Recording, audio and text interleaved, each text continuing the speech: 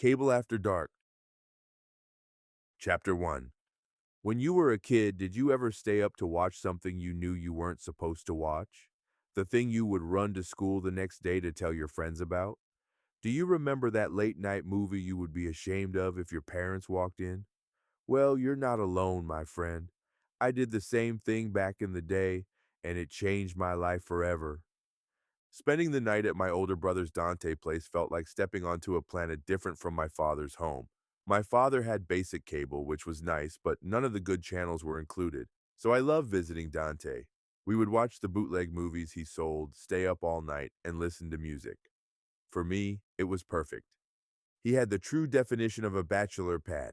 Old pizza boxes stacked in the corner, the faint scent of cologne mixed with something else, and collectibles everywhere. Video games, action figures, and a few old VHS tapes I wasn't supposed to touch, like his video on nude cigar smoking. I still don't know how to smoke cigars, but I remember the instructors. No women lived there, that was clear, but to me it was paradise. And that night, I had plans to enjoy that sweet, sweet paradise. But life had other plans. It was during midwinter recess, a Friday night, if I remember correctly. I was at my father's house in my room, and instead of watching Cartoon Network or playing with my toys like every other kid on the block, I was trying to watch the Spice Network, trying my hardest to see past the rainbow squiggly lines, looking at what I thought was a boob or two, I could never tell, when I heard my dad walking in. I quickly changed the channel to a music compilation infomercial about some old guy's greatest hits, which must have brought my dad back some nostalgia because he couldn't help but sing along to the commercial as he walked in. I was just glad he didn't notice what I was watching. My dad began to tell me he and my stepmom were stepping out and were going to leave me at my brother's. I was confused because I thought we had plans to watch a movie. My father tried to make an excuse until my stepmom walked in soon after wearing a revealing outfit. I thought she walked into the wrong room or forgot a robe until she said they were heading out for the night. My father wasn't planning to say anything, but the secret was out. He wanted the world to see the eye candy he had on his arm, and tonight was the night to do it. I asked to come along too, but they said I was too young. I knew he wasn't the one to be talking about too young, with his new wife being the same age as my brother. I pleaded to stay home and asked them why I couldn't stay alone, but they couldn't give me a reason. On days like this, I miss my mother. Too bad she was on the other side of town. The more I spoke, the more I got in trouble. I only wanted to understand why I wouldn't be with them tonight. I don't feel like I was talking back. My father was lying to me about why they couldn't watch a movie with me, and I was poking holes in his lies. Instead of coming clean, they said I was rude and punished for the weekend. The joke's on them. I'd rather be at my brother's anyway. I hate liars. It makes it hard to trust that anyone I meet is telling me the truth. My brother initially said he would take me to the Blockbuster video store, but that was no longer true. Now he had something to do tonight as well. I don't know if he was lying to me too, but I didn't care then. I was 10 years old, and being alone in my brother's apartment felt like an upgrade. I was excited to have the whole place to myself. As he went on and on about what I could and couldn't touch, what food I could eat, where I could play, I thought about how I was going to wander around, touching everything, his action figures, his prized sneakers, even the hidden gun he kept in the cabinet, something I wasn't supposed to find which he repeatedly told me not to touch. Yo, put that down, Dante snapped, snatching the old action figure I'd grabbed from his shelf. He puts it back on the shelf and goes to the bathroom. He finds his Toy Story T-Rex doll by the tub and sighs. He comes back to me with the toy in hand. You're old enough to be left alone, but not old enough to touch everything, he grumbled, laying down what felt like 1,000 rules. Don't touch my stuff. Don't answer the phone. Don't leave the apartment. Leave? Where would I go? Why would I go anywhere? He had cable, not just any cable. He had Showtime, Cinemax. He even had Playboy TV. Whenever he stepped out for a few minutes, I'd sneak to watch Showtime After Hours or Cinemax Fridays After Dark, cheap late-night B movies starring Shannon Tweed or Anna Nicole Smith. B must have stood for boobs because there was a lot of it. I wasn't supposed to watch them, but that was part of the thrill. Cable After Dark was like a secret glance at what it's like being an adult, a chance to see what life will be like when I'm a wealthy bachelor. living in the city in a penthouse and having the type of sex life a guy could only imagine at the time, which wasn't much cause at the time because I still hadn't seen any real sex yet. Nothing hardcore, at least. I just thought it was a lot of kissing and rubbing. I just knew I would be kissing fancy ladies in my fancy, out of this world spot, and that's all I needed to know in my prepubescent mind. To my brother, I looked miserable, but inside I was buzzing. The place was all mine, and I would get another peek at my future tonight. You sure you'll be okay here? He asked, sounding more like Mom for a second. He shifted uncomfortably, looking me over like I might blow the place up. At first, I wasn't replying much. Part of me was upset I couldn't go wherever everyone else was preoccupied with tonight. Still, I had to speak up eventually because he started talking to me like I couldn't comprehend English. Come on, I'm not a baby. I'll be fine, I said, hoping he'd leave already. I nodded, already planning exactly how to do everything he told me not to. I got it. He gave me one last look as if he didn't entirely trust me, which I didn't care about because I didn't trust that he was telling me the truth about his plans. As he continued with the rules, I barely caught a word my brother was saying. I was too busy looking over at the pile of VHS tapes he had nearby until the doorbell rang. Babe, I'm here, a woman's voice called out as footsteps echoed in his living room. He gives me a look like a deer caught in headlights. He's like my father. He's a chip off the old block. Without saying a word, I conveyed a look that let him know what I was thinking. Oh, so that's what you got to do tonight? Okay, babe, I'm just saying goodbye to my brother. I'm leaving now. Dante huffed, then continued. All right, look. Don't open the door for anyone. Don't answer the phone. And for the love of God, don't mess with the TV settings. If you screw with the cable, it's over. Mom and Dad already don't trust me with you, but I got you tonight. I hate that we couldn't hang out together, but I love you. I would stay, but a man has to do what a man has to do. He rushes out to the living room. I quickly followed because I had to see who he decided was more important to be with tonight than his flesh and blood. There she stood wearing what looked like the world's tightest skirt and… Wait, was she wearing panties? I honestly couldn't tell, but that was his girlfriend Miko, tall, sexy, and way out of his league. Hey, babe, Dante said, his voice dropping to that low, smooth tone he used when girls were around. He wrapped his arm around her waist, clearly thinking he was hot stuff. This is my little brother, he said, waving vaguely in my direction without looking back. I mumbled something like, hey, but honestly, I was too busy staring at Miko, who smiled sweetly at me. But her eyes, something seemed off. Nice to meet you, she chirped in a voice that was too high-pitched to be expected. I forced a smile. You too. She was sweet, but something felt like she wasn't all there in the head, if you know what I mean. I met her like a man, and she petted me like a dog. I couldn't focus on much of that because I kept wondering if she was wearing any panties. She was spaced out, and the longer I stared, the weirder things felt. Dante wasn't paying attention to me. He wanted her to stop petting me so she could pet him instead. He was so into her outfit that he could barely look at me, once again, just like our father. Leaston, I got a babysitter lined up for you tonight, he said, still distracted. She lives next door. Real nice lady. She'll let herself in later. You won't even know she's there. It's her first time coming over, so don't scare her off. The idea of being babysat when I was 10 felt ridiculous, but I wasn't about to argue if it meant I could stay alone for a bit. Whatever, man. I'll just watch TV. Don't make me regret this, Dante said, giving me one severe last look before returning to Miko. We gotta go, or we'll have to wait in line. Miko, still smiling that weird smile, looked down at me. Don't worry, kid. I'll make sure he brings you next time.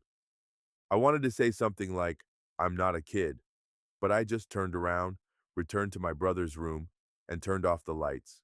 Dante must have felt my frustration because he followed me one last time to check if I was okay, and that I understood the rules.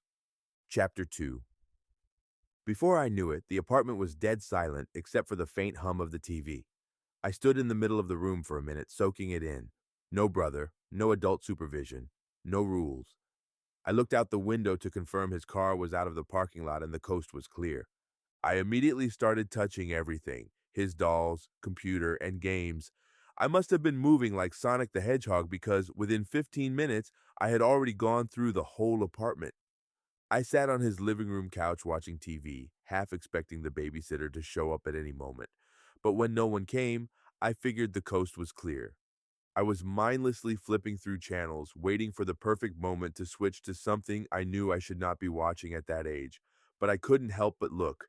The excitement was building. I could feel it all over my body like an energy rushing through my veins. My brother had left over 30 minutes ago, and I had the place to myself. Showtime, Cinemax, maybe even Playboy if I was feeling bold enough. But I had to time it right. The TV flickered between Baywatch and Married with Children reruns, the news, and a game show where the host yelled about prizes I didn't care about. It was all just noise to fill the silence. I was about to change the channel when something caught my eye after one of those local, low budget commercials. The screen went dark and the words missing persons appeared in bold, giant white letters, followed by a somber voiceover that made me feel uneasy like something wasn't right in the world. Have you seen these people? The narrator asked as the screen filled with photos. Kids, adults, and teenagers looked directly into the camera, smiling as if everything had been fine when their picture was taken. Their faces faded in and out, accompanied by their name and the last place they were seen. I stared at the images, feeling a chill creep down my spine. There were too many faces, and something about how they were shown, just staring back at me, made me feel weird. The names flashed by quickly, but one stood out. I shook off the thought and flipped the channel. This was precisely why I avoided the news and serious stuff like this. It always puts me in a weird mood. I jumped off the couch and grabbed a VHS tape near my brother's VCR. I found myself watching a recording of WWE Raw from earlier this week. To my excitement, it included a Divas match. I just remember that after a few minutes, after I realized no one was coming, watching all these ladies in the ring, I was getting excited. It was time for cable after dark. Almost an hour passed, and there was no knock or sound from next door. I didn't care anymore. I couldn't even think about it anymore. I was too distracted by what was happening on the screen. Showtime was starting one of its late night specials, and I settled in. This was the good stuff I wasn't supposed to be watching, but I couldn't resist. That feeling of breaking the rules and sneaking into a world meant for adults was a thrill, and I needed my fix. Not like the kids of today who share the same online platforms as adults. Back then, there were specific channels for specific audiences, and I switched channels in anticipation of the best preview of what life could be for me. And it's a repeat broadcast of Skyscraper. Ugh, I like tits and action as much as the next guy, but this movie was no Die Hard. I changed the channel and found Playboy TV playing Sex Court. Most nights I would be interested in seeing what couples fight about in front of Judge Julie, but tonight I was looking for a story. I wanted a sense of adventure. I turned to Cinemax, and they are in the middle of Night Eyes 4. I have not seen the first three, and it's too far into the plot for me to catch up. That's when I remembered my brother's personal collection. I go to his room and grab the first tape I can find. It is labeled Sweet and Sexy TV. That sounds like my type of television. I rushed to put the tape in the VCR. Finally, I found something I was interested in seeing. The familiar intro music played, and the grainy, late-night image filled the screen. Some sleazy B-movie was just getting started, something about a cam girl scamming a billionaire and then getting framed for his murder. I saw the home video commercial a couple of months before. I think I saw it at our local video store. If not, I probably saw the commercial for it on one of my brother's other VHSs, which I borrowed without his permission. Peaches was the cam girl next door, but when she is found with blood on her hands in the home missing billionaire, she must find who the killer is to prove her innocence, up next in the world broadcast premiere of Peaches. I settled into the couch, letting go of the uncomfortable feeling from the missing persons commercial. Now I was here for a different kind of thrill. As the movie started, I glanced at the clock. 10:15 p.m. My brother said not to stay up past 11, but I wasn't planning on listening. The babysitter was supposed to arrive soon, but she hadn't shown up yet, so I still had some time. Besides, in the worst case scenario, I would take the tape and run back to my brother's room before she walked in. I grabbed the remote again, making sure the volume wasn't too loud just in case. I didn't need anyone coming in and catching me watching this. I leaned back, glued to the screen, waiting for something exciting to happen. The city was shrouded in darkness as Peaches approached Joseph Wright's apartment. She shivered as she wrapped her robe tightly around herself, wishing she had worn something warmer. Her sandals slap against the pavement, echoing through the quiet streets as she exits her Uber. She had come to see Joseph, one of Wall Street's latest darlings turned business guru billionaire. He was a tech investor with a keen eye for investment, and Peaches had her sights set on him. She usually has to go through security most nights, but no one seemed to be patrolling the lobby tonight. Not thinking anything of it, she continued towards the elevator to the penthouse. Peach's phone rang as she entered Joseph's apartment, the sound of the ringing piercing the silence. She looked at the screen of her phone and saw it was her friend and partner in crime, Cherry, calling. "Where you at?" Cherry asked, her voice filled with concern. "I'm at Joseph's," Peaches replied, trying to sound nonchalant. "Girl, you still dealing with that man? You didn't get the bread you needed?" Cherry scolded. Peaches rolled her eyes. "Come on, girl, don't be like that." "Girl, you ain't supposed to be falling in love. You're supposed to scam him and leave him," Cherry warned. "I know, but we have fun," Peaches said, trying to defend herself. "I know how you get. Don't get yourself attached to this one. My homegirl's got the tea on him, and he's not all he seems," Cherry said, sounding concerned. Peaches listens to her friend's pleas, hesitating in her response. "I hear you, but I don't know. I kind of like him." "I thought this was all about the money," Cherry said, her tone turning sharp. "No, you're right, it is," Peaches said, trying to sound more resolute. "Girl, get what you need and get out. He's trouble. You don't know what he's involved in," Cherry told her, with her voice filled with fear and urgency. "All right, let me get this money and get out of here," Peaches told her as she ended the call. She told herself Cherry was right. She should turn around when she can, but she's already here. I might as well leave with something. Peaches searched the apartment looking for anything of value she could take once she realized he wasn't home. She was about to give up when she noticed a stack of bills on the table. Her heart racing, she picks up a hoodie covering the bills and begins counting the money, excited as she realizes how much is sitting there. She grabs the cash and stuffs it into her tote bag before realizing something is wrong with it. It is covered in something. The object was slick with an unknown substance, and as her fingers brushed against it, she recoiled in horror. It wasn't until she looked closer that she saw the deep crimson hue and realized with sickening certainty that it was blood. Her eyes trailed the trail of gore, following it to her own hands and the hoodie she had just picked up. A scream clawed its way up her throat as she stumbled back, dropping the hoodie as if it were an evil serpent. She turned to leave when she heard a noise from the other room. Peaches froze, her heart pounding as she listened. She could hear footsteps and someone breathing heavily coming up the stairs. She was just about to make a run for it, but turned to hide in Joseph's bedroom bathroom when a masked man burst into the bedroom. Peaches felt her knees buckle as she realized what she had stumbled into. Joseph was involved in something dangerous, and she had just become a part of it. She quickly exits the bathroom as the masked man searches Joseph's bedroom. Too scared to make a noise going down the stairs, she takes the alternate route to Joseph's penthouse entrance. She runs as if her life depended on it. She couldn't think straight. Where's Joseph? Whose blood is on the money? Who is the masked man upstairs? Before she could have another thought, she opened the door and found the police at the door with guns drawn and pointing at her.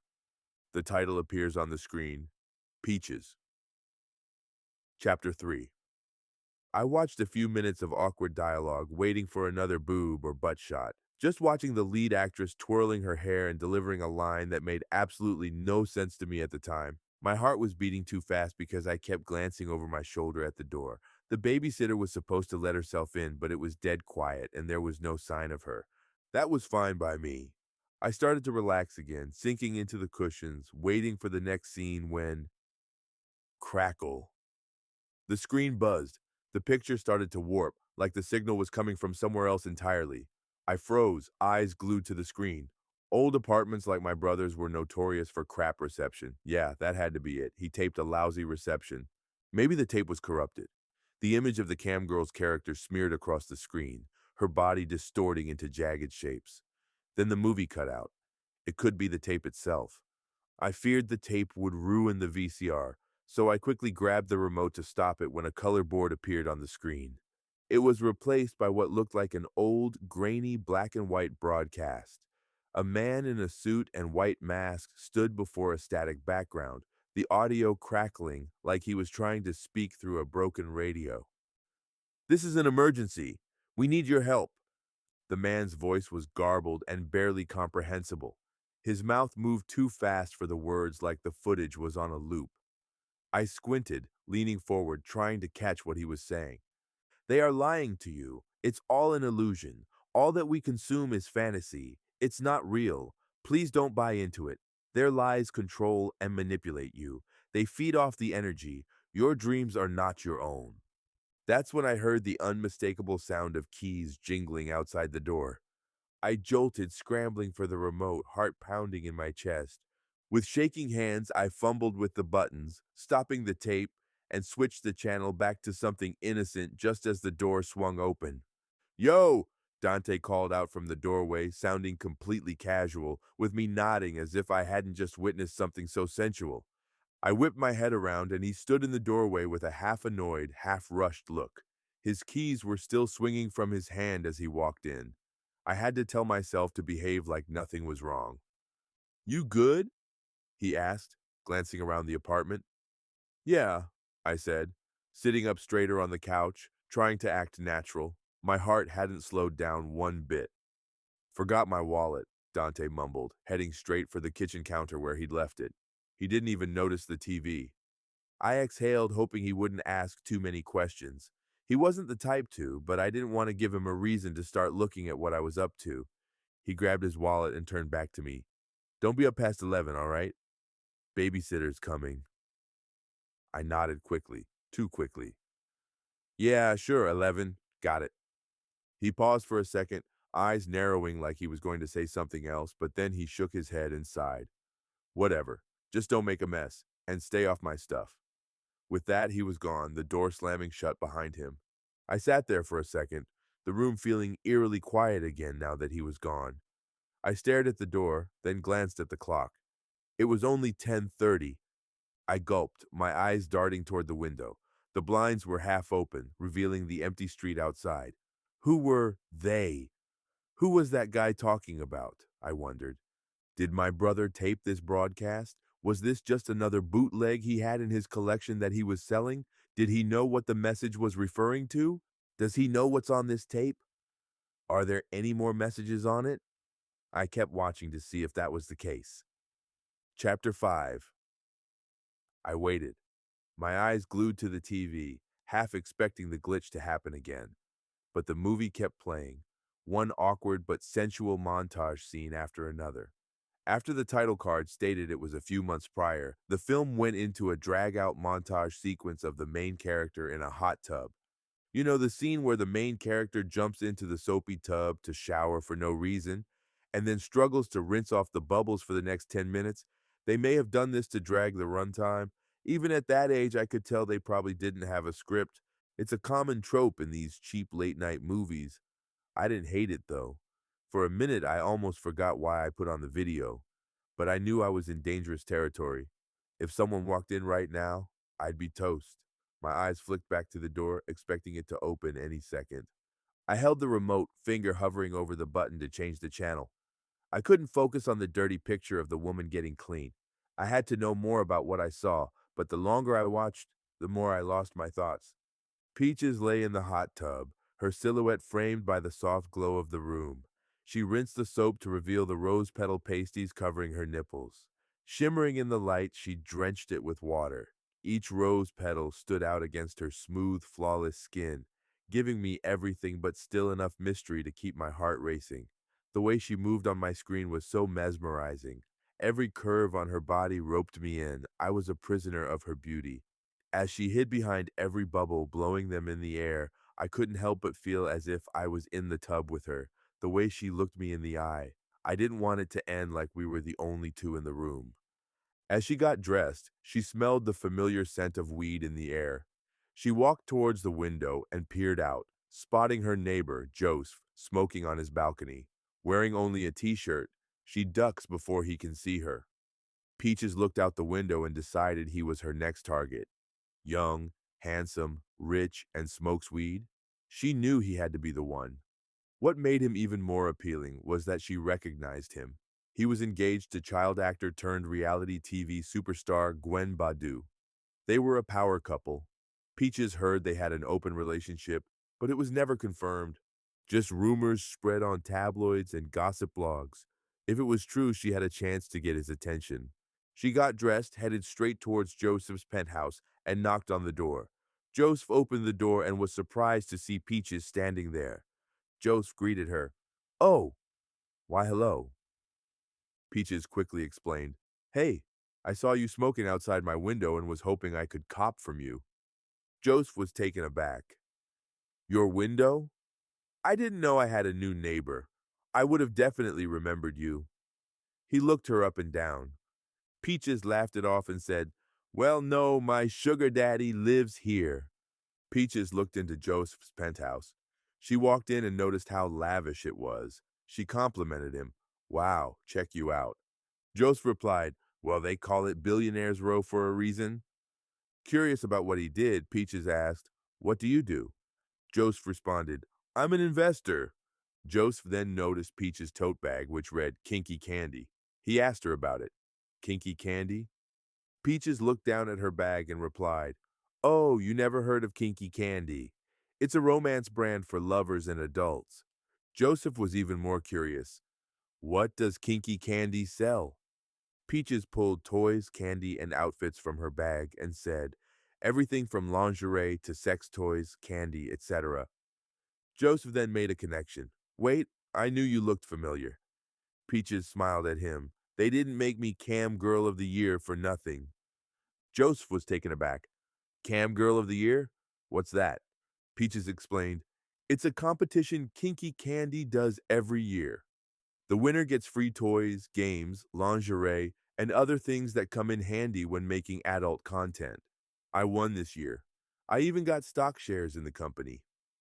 Joseph nodded, impressed by her combination of business acumen and beauty. As Peaches walked around Joseph's place, she admired it and commented, "I love your place." Joseph had an idea. "Shoot, you can come here if you need a place to film. I'm a photographer myself." Peaches turned around and smiled. "You read my mind. I can be here with my girl, say, at 9 o'clock." Joseph agreed. 9 o'clock it is. Peaches walked out of Joseph's penthouse and looked back at him. "I'll see you then." Cherry's voice crackled on the other end of the line as Peaches paced back and forth in front of the window, her mind racing with doubt and worry. "I'm not gonna make it," Cherry said. Peaches stopped in her tracks. "What do you mean you're not going to make it?" "I've got some stuff going on today, I'm sorry, but you don't need me, Peaches. You can do this on your own. You got this." Peaches shook her head, biting her lip anxiously. "But I don't know what to do. I'm not good at this kind of thing." Cherry's voice softened. "Just build a rapport with him. Please get to know him a little. And if you can't seal the deal today, just gas him up and go for the kill next time." Peaches frowned. "Gas him up? Girl, what does that even mean?" Cherry laughed. "It means make him feel good about himself. Stroke his ego a little. Make him feel good about himself. You know how to do that." Peaches nodded slowly, her mind whirling with fear and determination. "Okay, I'll try. Thanks, Cherry." "Anytime, girl. You got this." Peaches hung up the phone and took a deep breath, preparing herself for what would come. She had never done anything like this before, but knew she had to try. She wiped her sweaty palms on her dress and headed out the door, determined to make Joseph her next sponsor. She arrived at his penthouse with all her outfits in her tote bag. Joseph opened the door, champagne glasses in hand. At this moment, she was telling herself it would be a long night. Moments later, she checks herself out in one of the many mirrors in his penthouse. She wore a white lace and mesh teddy that was equally daring and angelic. The lace hugged every curve with an open back that screamed confidence. She was the embodiment of sensuality and sophistication, giving him the complete fantasy while only offering a glimpse of skin. When Joseph approached her from behind, she reached for a small body oil bottle. "Let me help you with that." he tells her as he takes the oil from her hand. She nervously chuckled as he poured an unnecessary amount of oil onto his hands. From the corner of her eye, she watched him continue to pour and rub oil on his hand repeatedly, to the point that she had to pray for him to stop. Maybe it was the wrong prayer because now he was rubbing those oily hands all over her. She smiled at him like she was having a good time, but when he looked away, she couldn't hide her face of disgust. He rubbed his hands through her back and shoulders before reaching for her breast. She playfully slaps it. She couldn't help but think she liked how his hands felt against her skin, but she was here for the money. This wasn't about sex. Don't get cute, she tells him. I'm sorry, you're just so stunning, he said. Drop dead gorgeous. She then put on a white robe, and as she tied the satin ribbon at her waist, it was like I was gasping for air, trying to get another peek at her skin as she teased me, leaving just enough open to see the sheer mesh robe skimmed around her curves. That delicate bralette cupped her perfectly underneath as the high-waisted thong hugged her hips, leaving little to the imagination. Joseph adjusted his lens, the camera shutter clicking away as he captured every detail. I remember wishing to be him, alone with her in that penthouse taking her photos. The way the fur caught the light, her bare skin peeking through the robe, the curve of her lips as she smiled at the camera. With every snap, she pulled Jasper and myself deeper into her web. Like this? She asked, her voice soft yet loaded heavier than a 12-barrel shotgun, as she let the robe slip off her shoulder. It was a stick-up, and she took us for all our money. Joseph swallowed hard, his fingers tightening on the camera. Exactly like that, he murmured, his voice betraying her effect on him. The robe swayed as she turned, the faux fur brushing against her thighs. I couldn't tell if Joseph was capturing her or if she was capturing him. The room felt charged. With each shot he took, there was tension in the air. Every gesture was a performance for him. She had spent the entire night switching between outfits and taking photos all over Joseph's penthouse. Joseph kept flirting, but Peaches kept him in check with gentle put-downs as he tried to help her with her outfits. He helped her with her maid outfit as she put on her pasties. The pasties, shaped like weed leaves, moved like they had their own secrets to tell. The shimmering green sequins caught in the light flipped to black as her fingers stroked each leaf. Peaches stood in the center of the atrium. The sultry allure of her French maid outfit transformed her into an art piece that demanded both attention and submission. The curves hugging black and white bodysuit clung to her like a lover's embrace. A flirty, barely there apron framed her hips with matching garter straps leading my eyes down to her thighs, its lacy edges teasing innocence while her eyes looking back at me told me otherwise.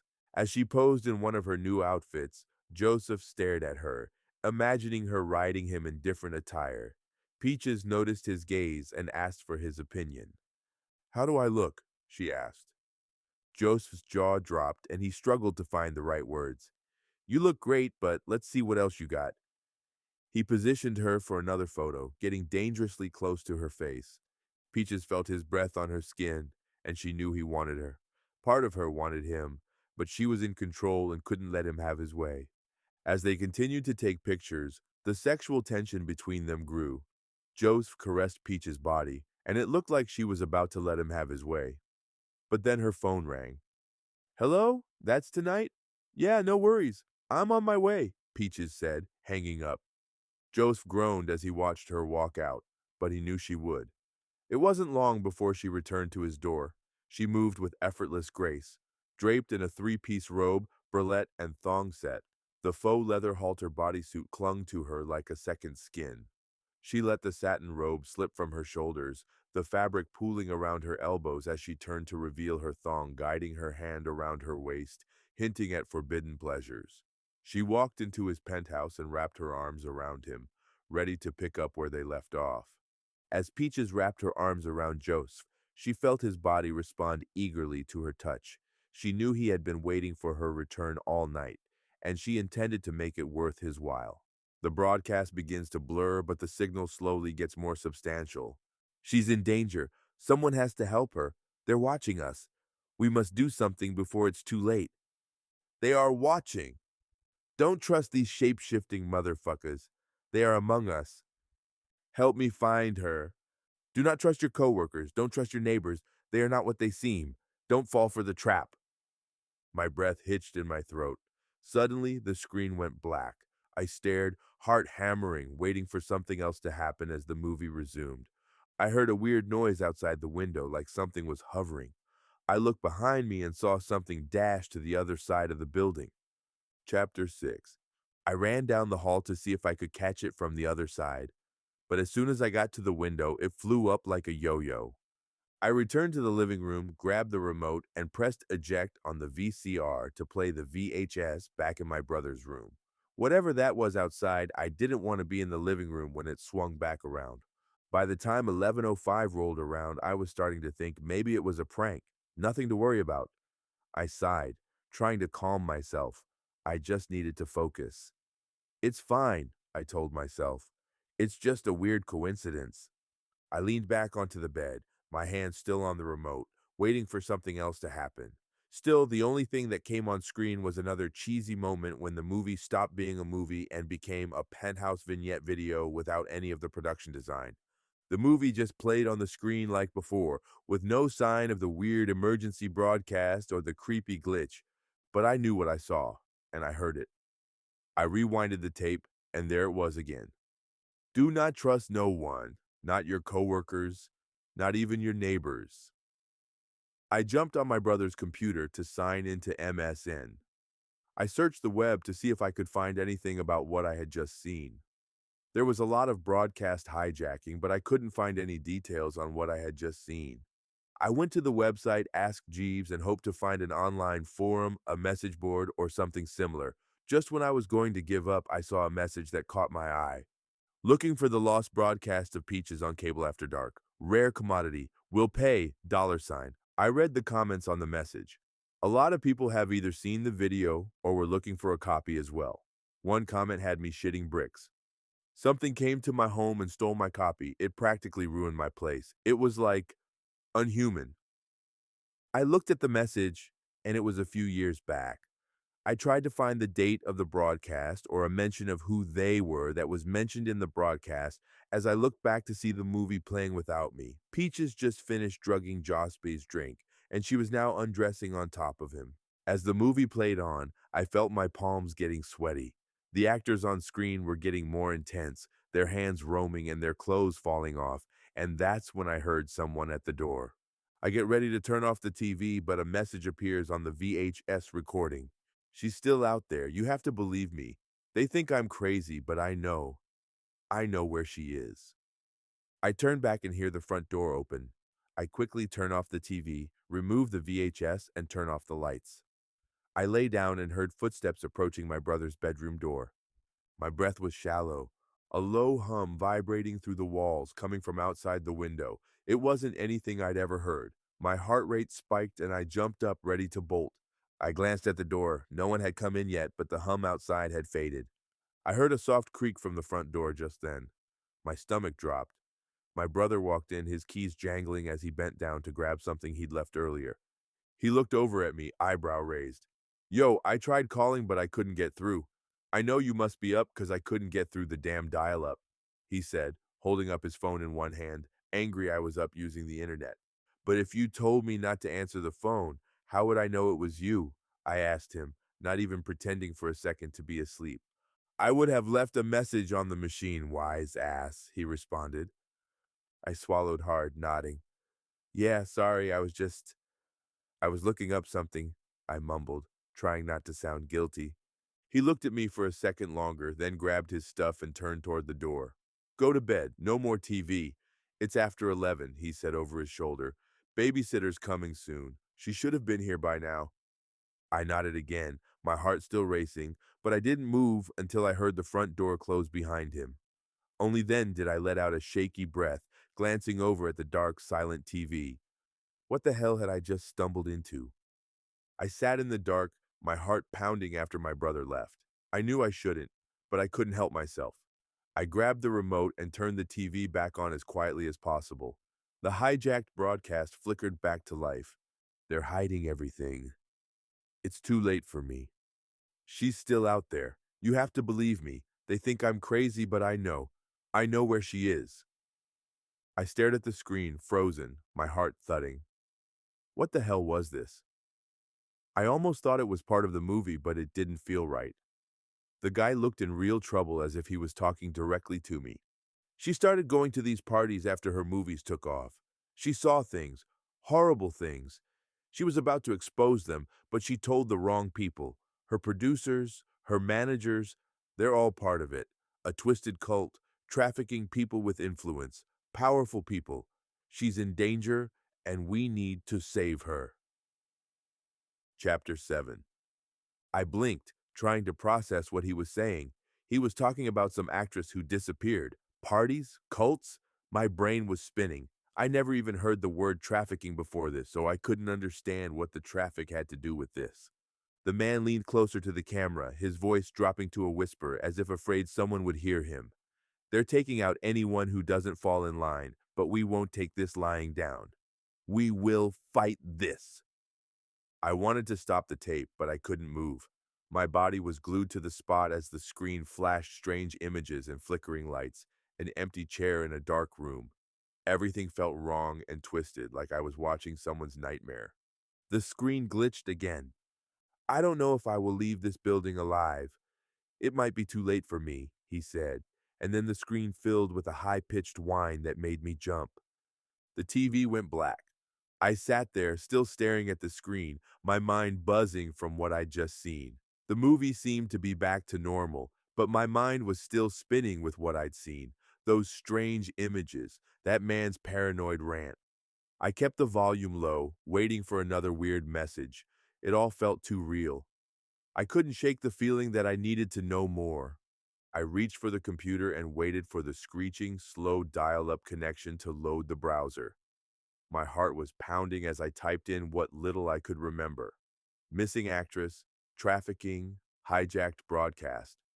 The connection was painfully slow, each web page creeping forward like it was wading through molasses. I tapped my foot nervously, glancing at the clock. 11:45 p.m. I had little time before my brother checked in again or the babysitter showed up. But before anything could happen, I heard a soft knock at the door. My stomach tightened. The babysitter.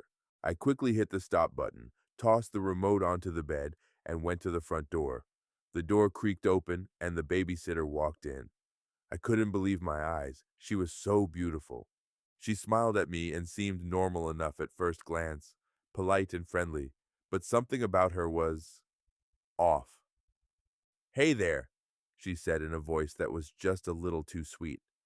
"Your brother told me to keep an eye on you." Uh, yeah, I muttered. I felt like I'd seen this girl before. "You look like one of the girls on TV," I told her. She laughs. "Which one?" she asks. I couldn't put my finger on it. Was it one of the Baywatch lifeguards? The WWE divas I watched earlier? A Playboy bunny? I felt too embarrassed to say out loud all the women I had in mind, so I shrugged and smiled, responding with, "I don't know." She laughs and pets my head. What's with all the women petting my head tonight? I couldn't shake it. The way she moved was too smooth, and her eyes were shiny, but not like normal shiny, like weird shiny, almost metallic. She sat down on the couch, pulling out a book. The way she flipped through it seemed mechanical, almost rehearsed. She didn't say much after that. She just sat there reading and occasionally glancing at me. I tried not to stare, but after what I'd just seen on TV, I couldn't help but be suspicious. My mind raced with thoughts of secret cults and people disappearing. Maybe it was nothing, but perhaps she wasn't just a regular babysitter. "Hey, uh, do you mind if I stay up a little longer?" I asked, trying to sound casual. "I won't make any noise, I promise." She didn't even look up from her book. "No, your brother said lights out by 11. "Come on, just a little longer," I pleaded, testing my luck, but she was firm. "Nope, rules are rules." I let out a dramatic sigh, pretending to give up, but I wasn't going to bed, not yet, not when something weird was going on. "You wouldn't lie to a kid, would you?" I asked her. "Of course not," she laughs. "Are you from this planet?" I ask her with no hesitation. She laughs again. "Go to bed," she tells me. She didn't realize not giving me an answer was an answer. I've been hearing lies all night, so I'm starting to know one when I hear one since she won't answer me. Chapter 8. I waited for a few minutes, pretending to get comfortable. The babysitter seemed absorbed in whatever she was reading. Slowly, I slid off the bed and tiptoed toward the TV to turn it on. I peeked out the bedroom door. She didn't seem to notice. I carefully turned the VCR back on, keeping the volume low enough that only I could hear. The movie resumed regular operation. I couldn't shake the feeling that something was coming. I watched closely, waiting for another strange message or signal to break through. The tension in my chest wouldn't go away. I didn't know what I was waiting for, but I knew it was something. I look back at the screen and I'm lost, trying to find the movie's plot. I'm looking for something exciting, not knowing where I was in the story. More boobs, more broadcast hijacking. But what do I get?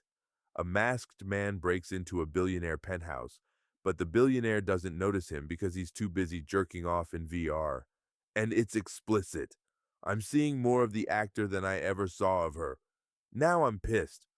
I sat there trying to watch the movie, but really, I was keeping an eye on her, the babysitter. After a few close calls, I knew something wasn't right, and the more I looked, the more I noticed it. Under the soft glow of the living room lamp, her skin almost shimmered like it wasn't normal. It's virtually latex-like. It seemed like there was something slick beneath it, and every time she glanced at the living room TV, her eyes reflected the light strangely, like a cat's eyes, only more intense. Too intense. I kept quiet, trying not to let her know I was watching her just as much as she was watching me.